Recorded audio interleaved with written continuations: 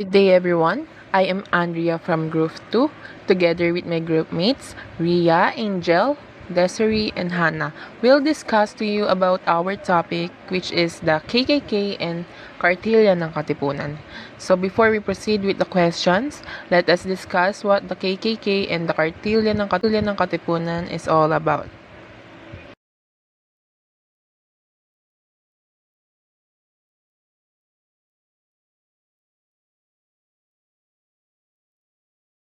Kartilya ng Katipunan was primarily written by Andres Bonifacio. Emilio Jacinto later made revision creating a new rulebook known as Decalogue or the Kartilya ng Katipunan. Kartilya ng Katipunan serves as the guidebook for newcomers, those people who are willing to join the group of the Katipuneros. The original version has 14 paragraphs that contains the values that a Katipunero should have. Each paragraph is unique in such a way that they tackle different aspects of a person's lives.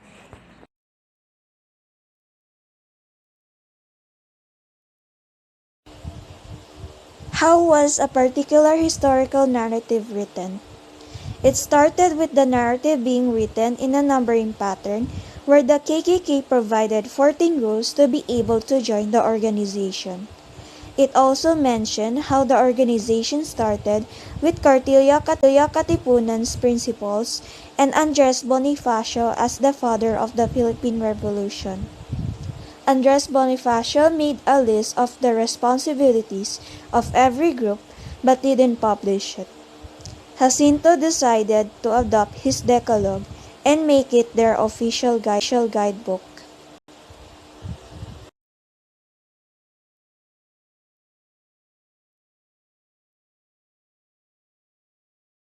The second question is, who was the author? The author of the document is Emilio Jacinto. Emilio Jacinto was born in Chozo, Manila on December 15, 1875. He attended San Juan de Letrán College before going to the University of Santo Tomas to pursue a legal education. While studying there, he developed a deep sense of nationalism and a strong desire for social justice. His exposure to the oppressive Spanish regime further fueled his passion for independence and freedom for his country. In 1892, Jacinto became a member of the Katipunan, a secret society founded by Andres Bonifacio with the aim of achieving Philippine independence. He became the secretary of the person who answers directly to the Katipunan leader. The utak ng Katipunan was another name for him. His pen name was Dimas Ilaw. He was in charge of writing the Kartilya ng Katipunan manual for new members. At the age of 24, he passed away on April 16, 1899.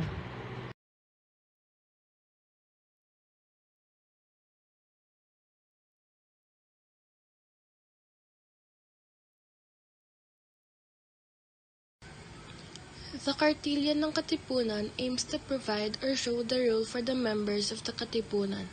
It is a revolutionary organization that founded by Andres Bonifacio in the Philippines.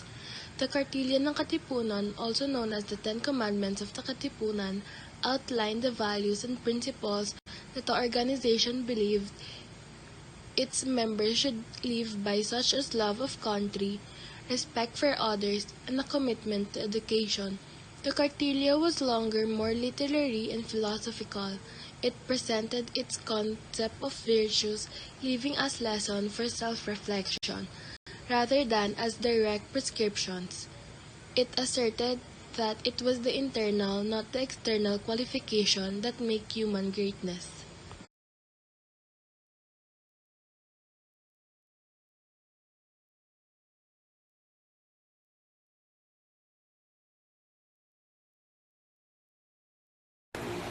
Number 4. What particular historical methods and sources were used? The author both uses primary and secondary sources to provide information for the said topic, since it uses the record as a primary source. It is also said that the Kartilya ng Katipunan was first made by Andres Bonifacio, who is one of the founders of the Katipunan. But the original copy was with Emilio Jacinto, who is known to be the brain of the Katipunan. And for the secondary source was translated by Gregorio Nieva on year 1918. The Decalogo of Katipunan, which was made by Andres Bonifacio, was the said guide that Emilio Jacinto used to create the Kartilya ng Katipunan.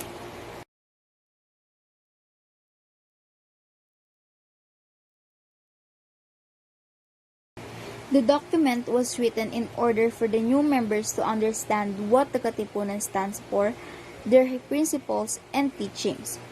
The principles of the Katipunan were based on three fundamental objectives or aims, which are political, moral, and civic. Their political objectives consisted of working for the separation of the Philippines from Spain. Their moral objectives revolved around teaching good manners, hygiene, good morals, and attacking obscurantism. While their civic objective was based on the principle of self-help and the defense of the weak and the poor. The author's central claim or thesis is based on the author's central document was the written, author's central claim or thesis is based on Katipunan in order for the new members the to understand what the Katipunan stands for. The author's central claim the document or thesis was written in order.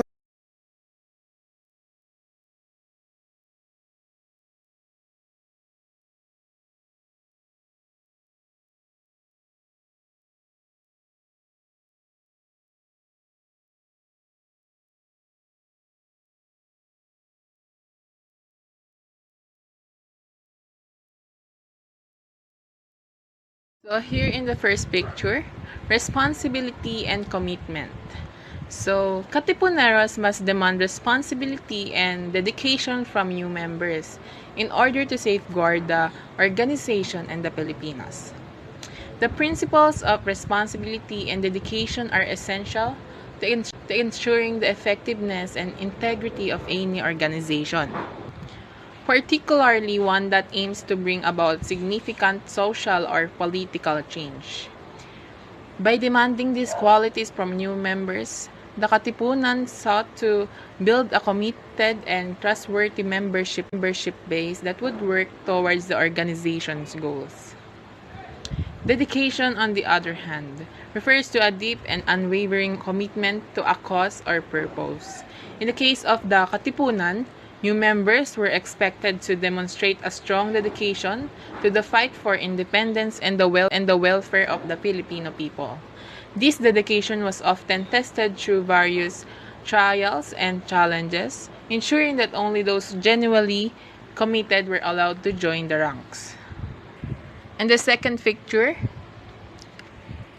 which is the reflection of the goals and values of the Katipunan. The teachings were created during a period of societal upheaval and the war for independence in an effort to instill ideas that would foster harmony, moral courage, and a sense of purpose among its members. Those takeaways, which serve as a proof, a reflection of the goals and values of the Katipunan members who desire to improve society.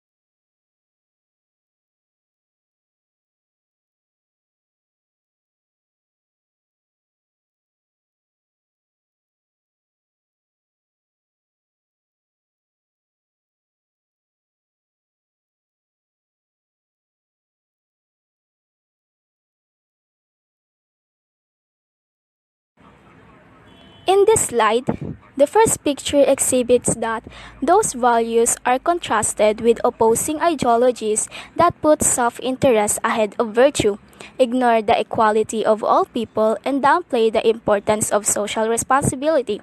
must be considered to take into account the historical and cultural environment in which the Katipunan emerged when analyzing the author's assertion in light of the available facts.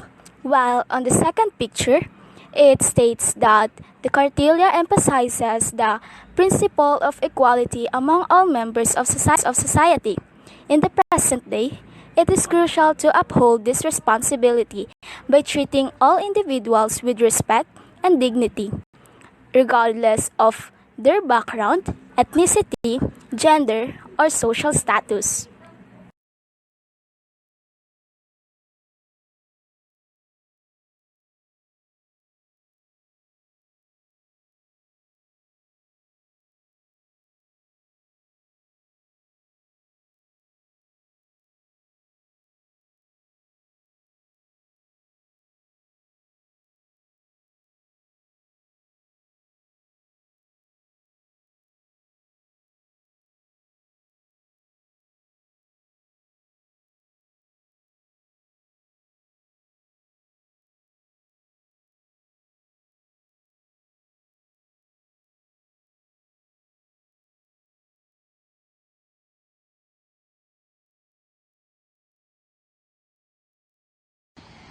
First picture shows that it also emphasizes the hope he has for everyone and believes that every sacrifice that the Katipunero make will always be worth it.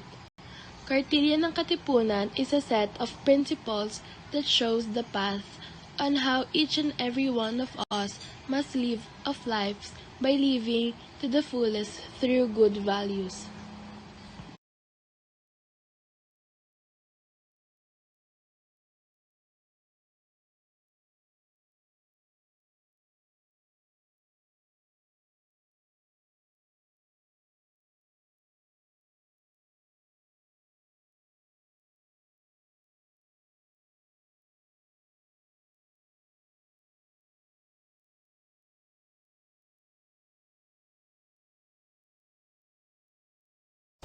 This is for the content. In the first picture, Emilio Jacinto's document shows that even before our historical leaders, they had already been exhibiting good leadership skills that must be maintained to this day.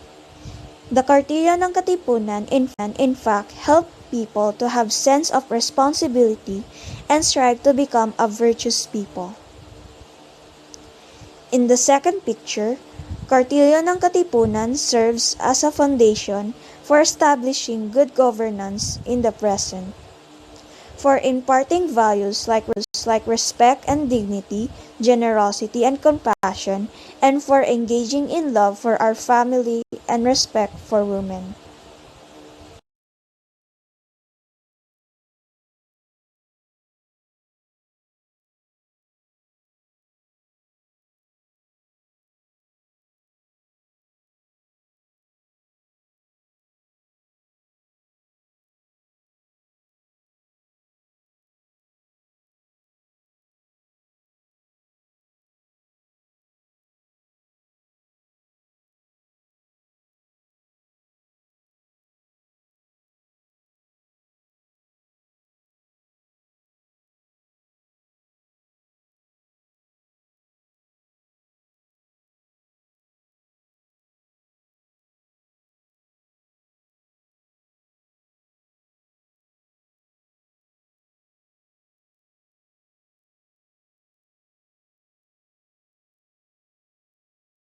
The underlying main point behind the papers is to emphasize the 14 components of information that describe the views that a Katipunero should hold. Emilio Jacinto ensures that by creating the article, he will be able to ensure that the members of the society will have the Katipunero's quality.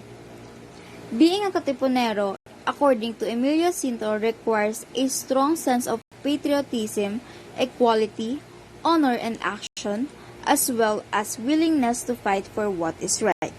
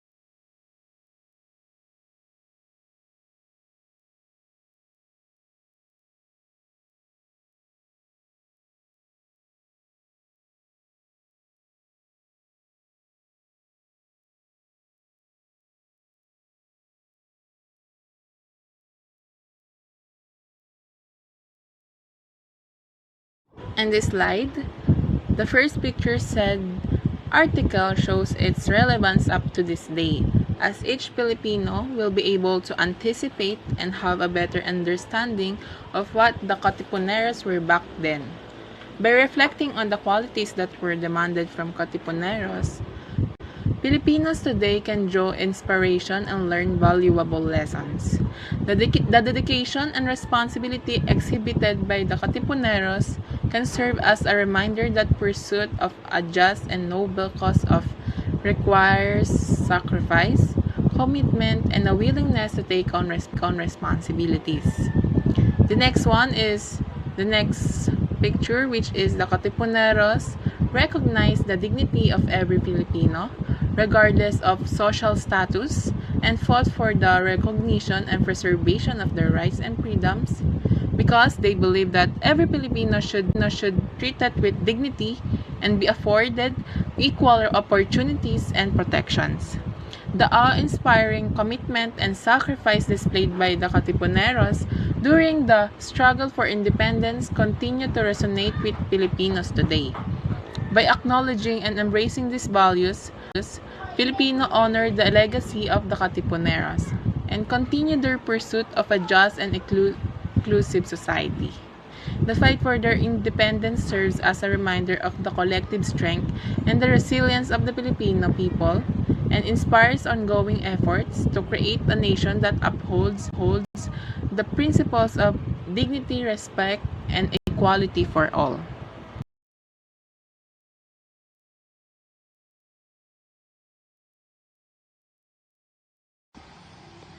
The first picture shows the timeless beliefs of the Katipunan that uphold social justice, moral behavior, and unity are what give their teachings to their relevance and significance. The focus on equality, living with purpose, and standing up for the disadvantaged is consistent with current movements and discussions pertaining to human rights, social equality, and moral responsibility. Those points in the said Kartilya serve as reminder of the value of living with a greater purpose, behaving honorably, and showing compassion and respect for others.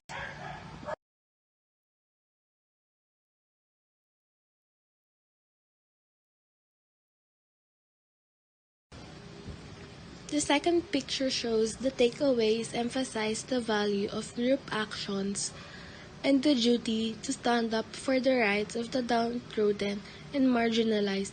Katipunan's teaching serve as a reminder that people have the potential to make a positive effect and contribute to a more just and equitable society in a world that is battling a variety of social ills such as inequality, prejudice, and injustice.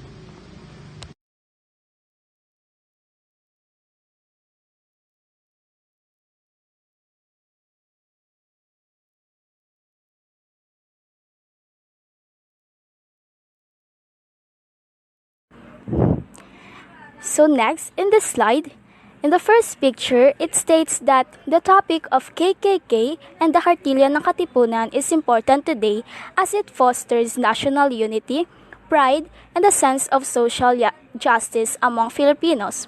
While on the second picture, it signifies or shows how we unite to fight for our rights as Filipinos. The KKK is one of the historical revolutionary groups or association that our country had back in Andres Bonifacio's time. And its main motive is to protect our fellow Filipinos from invaders and to help us achieve the rights of each Filipinos.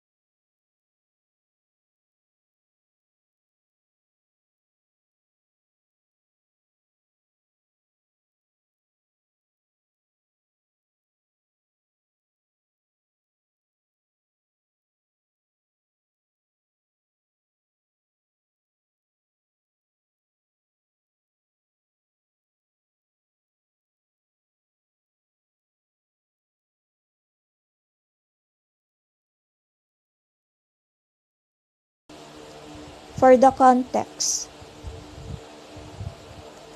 In the first picture, Kartilya ng Katipunan was created not just to guide the new members in becoming warriors, but also in becoming people with purpose, which is significant since this sort of leadership is what we need in our society nowadays.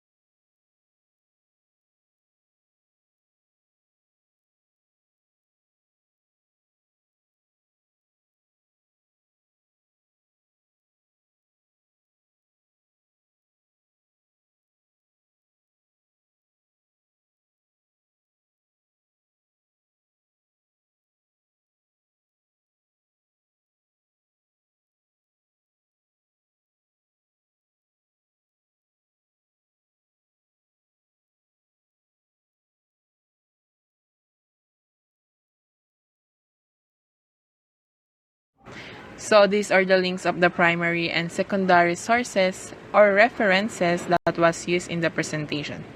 So you could be able to access the original copy of the sources we used to complete the presentation. Thank you.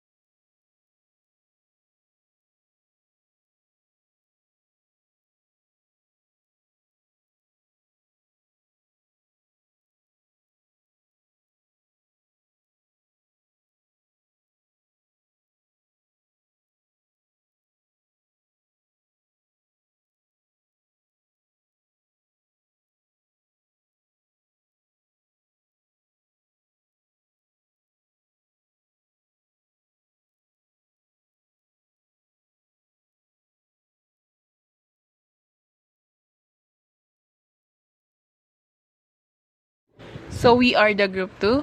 I hope you learned something from us today. Thank you for listening and learning with us.